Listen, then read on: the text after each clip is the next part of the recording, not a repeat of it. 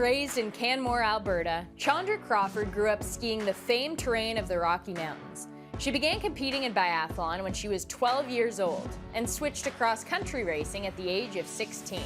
Chandra represented Canada at the World Junior Championships in 2001, 2, and 3. And she had won her first World Cup medal, a bronze, in the free sprint just days before the start of the Olympic Games. She made her Olympic debut in Torino in 2006, astonishing the world with a gold medal performance in the 1.1 kilometer sprint event. She captured the hearts of Canadians after she sang the national anthem from the top of the podium and became only the second North American athlete to win an Olympic gold medal in cross-country skiing. In 2005, she established Fast and Female, a not-for-profit organization dedicated to empowering girls between the ages of 8 to 18 to stick with sports and maintain healthy, active lifestyles. She retired in 2014 after 13 years of international competition and 7 trips to the World Cup podium. But Chandra continues to dedicate her time to making sure Fast and Female reaches every girl who needs a role model in her life. I believe in the power of girls. I believe in the power of sport. I believe in the power of role models. I'm very proud to live in a country that values inclusion, diversity, reconciliation, fairness, and is welcoming to all. Chandra, Gabby, welcome to the show. I'm so excited to have you and talk Fast and Female today. Welcome. Thanks for having us. Well, Chandra, I will start with you. I've met you many times. I've heard you speak. I know how passionate you are about girls and women in sport. Why did Fast and Female occur to you? It was 2005, so I was 21 years old and training for my first Olympics, which I hadn't qualified for yet when I started Fast and Female, which shows we can all just do things anytime. You don't need any accolades to make a difference. And there was a girl I was babysitting named Emily who was 9 years old and said, "It looks like it sucks being a girl." My younger sister had to choose between, as a teenager, partying on the weekend and healthy sports weekends. And then my role model, Sarah Renner, Olympian, always encouraged me. And I thought of these different people in my life and I thought, who am I going to encourage? And that's when I learned back in 2005 that girls quit sports so much more than boys. And there were very few girls coming up in my beloved cross-country skiing. So we started Fast and Female. Getting girls into sport, keeping girls in sport. Why is that so important? For me, it's about the leadership skills that I want to see female leaders taking on all of the giant, seemingly entrenched struggles of society. And that sport is this amazing vehicle to that, with the resiliency, teamwork, coachability, all the things girls learn in sports. And when girls are quitting sports, we're missing out on what we need to be our best leaders. If piano was the vehicle for leadership, that's what I'd be obsessed with. But sport really matters a lot for girls. And that's why we're here working for that future. Gabby, as program director, you're part of the engine that makes this thing go. How did you hook up with Fast and Female? Yeah, thanks. Great question.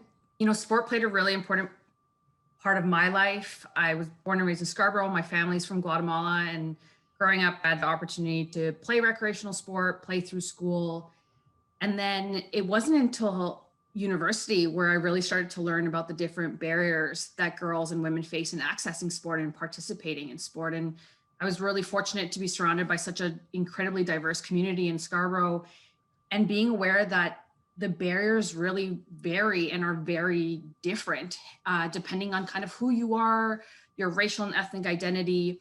And I wanted to be a part of the movement to create a much more safer, inclusive, and welcoming sport culture and system for girls. So I started to do my research. I started to look for organizations that were looking to do that. And I came across Fast and Female, threw in my name to be a role model, was really excited, and then went to my first event in 2017 in Scarborough, which was amazing. I was like, oh, it's at home. This is awesome. And just wanted to continue to be a part of it, and had said, you know what, if there's ever any opportunity, here's my resume, here's the experience that I bring. And then the opportunity came up to be a part of the team, and it's almost been 3 years now. So it's really amazing to think of the journey that we've taken together and how fortunate I am to be here and be a part of the org. It's very clearly delineated the calls to action that Fast and Female has laid out. And Chandra, if you could speak to this, the creating social belonging, prioritize health, and promote female role models. We've covered that off. Create social belonging. How can you actually facilitate that? It's really important that we, the adults and coaches and administrators and parents, take it on ourselves to change sports for girls. It's not working for them, and it's on us to be grafting what works for the boys onto the girls with no considering their different backgrounds, their intersecting identities. The pressures on young women are completely different, and what we're looking for in sports is social belonging and a place where we can be challenged, where it's okay to be competitive and okay to just be ourselves, our whole selves. So us, the adults, we got to do this. We have to make this environment. And we do that by listening to them. You would not believe what they want. You have to ask them. It's incredible. And some of the things we're doing at Fast and Female to really walk that talk, creating a youth council and making sure we're interviewing participants. But that's our big call to action. That's what we can all do. Everyone can do it today and make sport more welcoming, even on Zoom, even when we're not together on the field. We're so much more than kicking a ball. We're a team. We're people who care about each other. And that's what I've been hearing from teams who are making it through COVID, supporting each other. Say more about what girls want might surprise you. I mean, what do you mean? The first example I'm thinking of is when we asked some 14-year-old girls what they wanted to have at the event, and one said, I think just some essential oils and like relaxation, like not on my radar.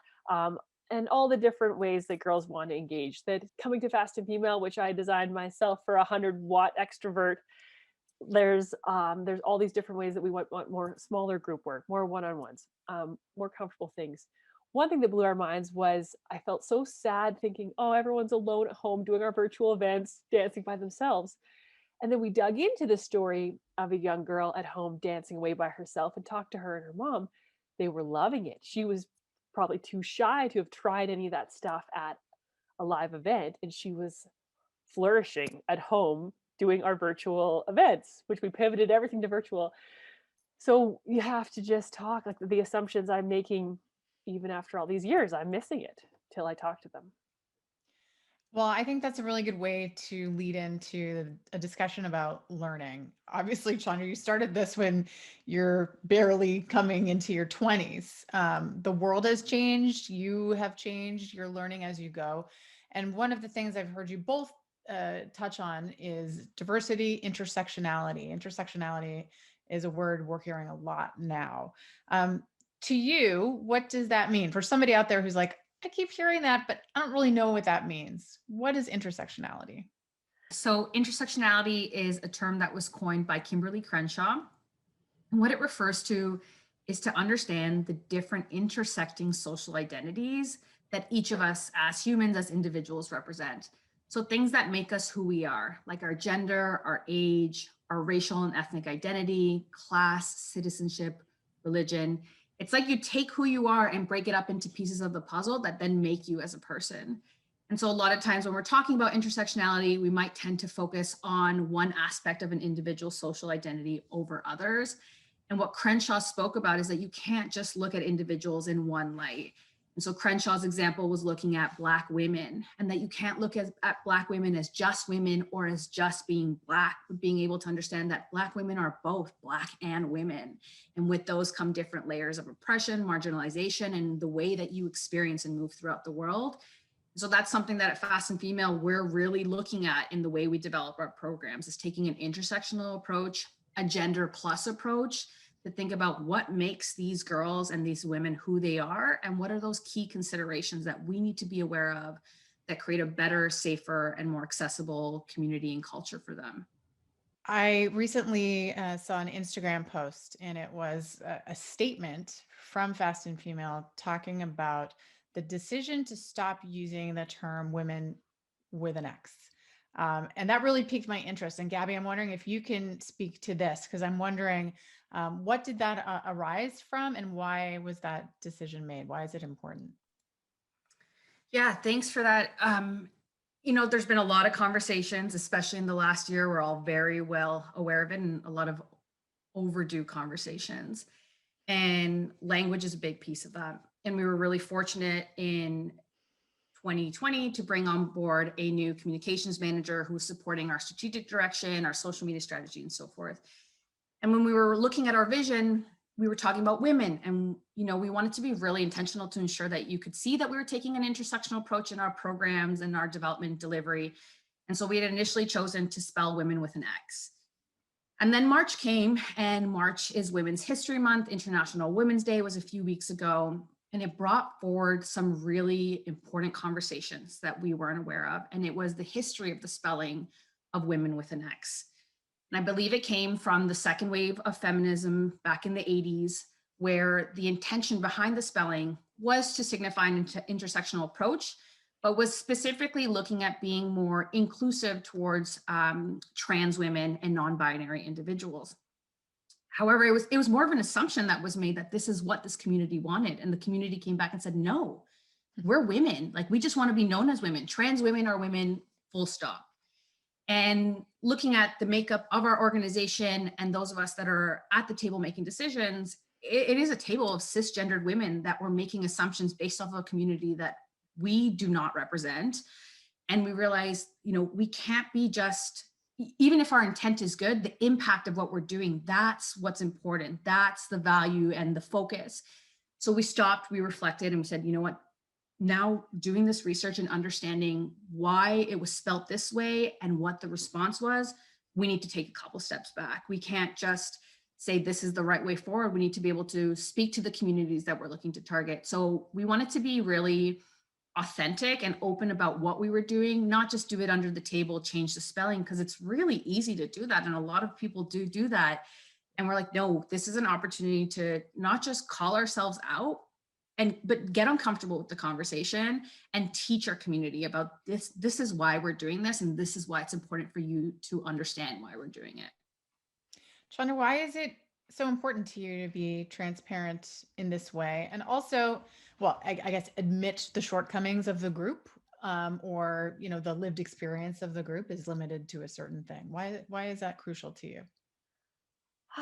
It's one of the fundamentals of making the change is acknowledging, speaking to things, getting uncomfortable.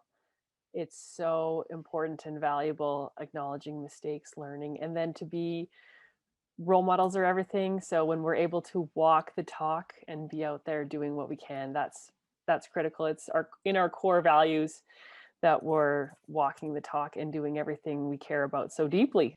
I'm wondering if there's anything about the COVID era that has actually moved the needle in a positive way, Gabby, because a lot has changed with culture and an awareness shift. Yeah, absolutely. COVID brought forward the necessary conversations and also brought forward the acknowledgement and understanding of other, forms of discrimination and inequities that many groups were facing. Let's be frank, COVID has so many horrible things that have happened and so many people that have been impacted in many different ways. And I don't even know where to start with that, but I am really proud of the organizations and ourselves included in the way that we've used COVID as an opportunity to be able to reach out more, think outside the box, and create these spaces online that we can now learn from what we've done online and take that into our in-person programming and start thinking outside of the box that way as well. Chandra, I'm wondering, 16 years in, where are we at? What's your assessment? On the fast and female journey? On the fast and female journey, and how are we doing as a society? Like the stats that you would have seen in 2005, how much have they changed? Things are worse now due to COVID, especially for girls. But even before that, it was not that we were able to see a big trend in the right direction. And that just speaks to quadrupling down on our efforts, understanding, messaging, expanding our networks. I'll say on the positive side, there's organizations popping up every single week dedicated to female empowerment, girls in sports. It's much less of an education that I give of like, this is why it matters. And this, you're often like, yeah. Okay, we totally are in for this. How do we help? And people that are coming to us, the momentum that Fast and Female has right now, as the zeitgeist shifted positively, as the research came out, that staggering stat that only 4% of any sports viewing would be women, that if my daughter was to watch 100 hours of sports, she'd see 4 hours of women.